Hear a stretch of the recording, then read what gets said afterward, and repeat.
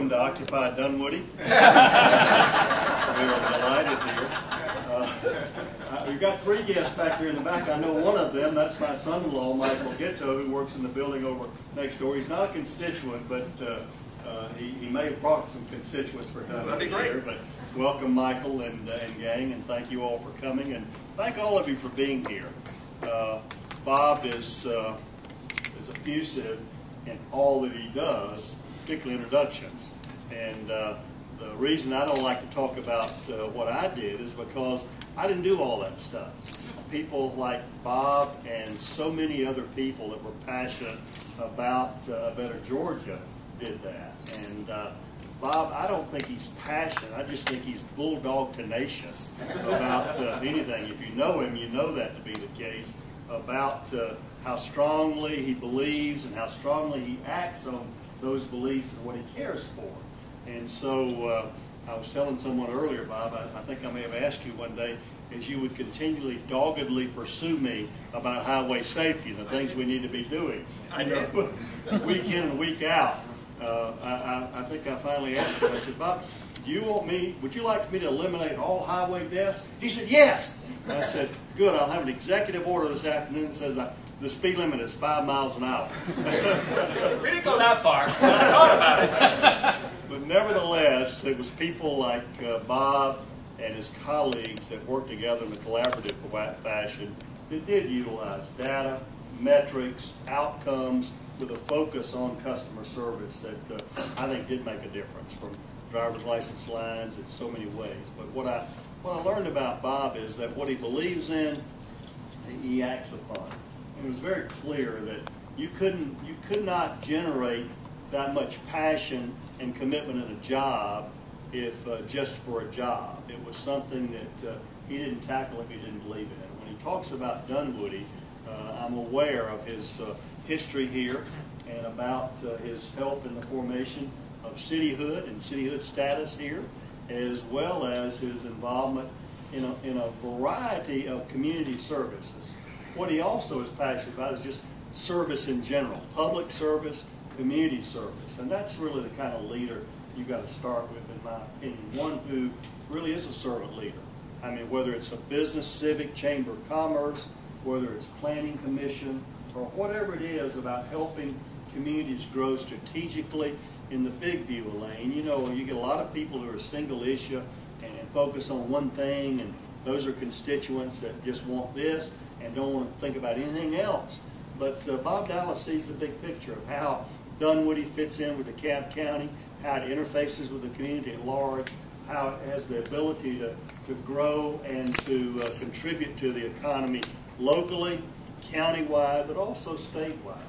And obviously, I'm very proud of the progress that this area has made. I expected to see Yvonne here this morning. I understand she's ill. I told Bob to make sure she gets a doctor's excuse. She also is a passionate cheerleader, as you might imagine. And I was reminding Elaine that I remember when we stood out here on the hill just a very few short years ago, talking about the flyover bridge and other things that would really facilitate the growth of this community. A great state is not made by a great governor or even a mediocre governor. A great state is made by a patchwork quilt of good communities. Communities that are strong, that have good economic vitality and good potential for growth. And that doesn't happen without visionary leadership as well. And that's why it's very important. Local leaders are where we live. I mean, I could get behind that fence on West Paces Ferry Road, and you had to kind of get past the guard to get to me. But you know, mayors, they know where you live. They will come see you, won't they, Elaine? Local government is retail politics at its lowest common denominator. And that's why you need someone that has a heart for it, has a stomach for it, but also has a heart for it, of tolerating some of the extreme views and mitigating those and bringing people together for the progress. And that's why I think the skills that Bob demonstrated when he worked for us, those 8 years in the governor's office Governor's Office of Highway Safety as he continued to lead programs and strategic vision in helping us become more safe on our highways, but also into seeing a local community, how it can really grow from a community in DeKalb County to a city here. That I think the future, I think your tagline here is respecting Dunwoody's past, but building Dunwoody's future. And I think that's really what it's all about. Those things don't happen without people like Bob who are willing to offer themselves. So I'm proud of you for getting into the fray and really rolling up your sleeves at a local level. That's where great states are made, and that's where great countries are made, from great local communities. So I think you all are fortunate to have someone of Bob's stature who's willing to do this. I hope you will take Elaine's advice seriously. These things, free speech is not free, and campaigns and politics are not cheap. So I hope you will support Bob. And I'm not going to say a lot about what we're doing. I'm having a ball. Billy Lovett and I were talking about life after politics, and as you know, I got evicted in January, but parole has been great.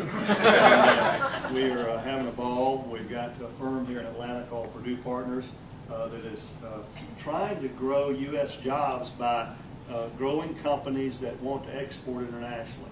The global consumer is right for us picking them off.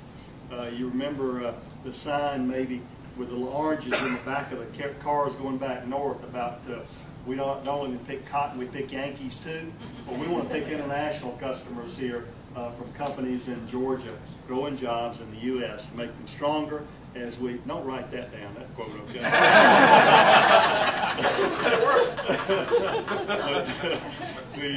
But growing U.S. jobs, that will be the only way back to prosperity. But it doesn't happen as a state, doesn't happen as a nation. It happens one community at a time with good leadership like Bob Dallas. Thank you for letting me be here. Thank you.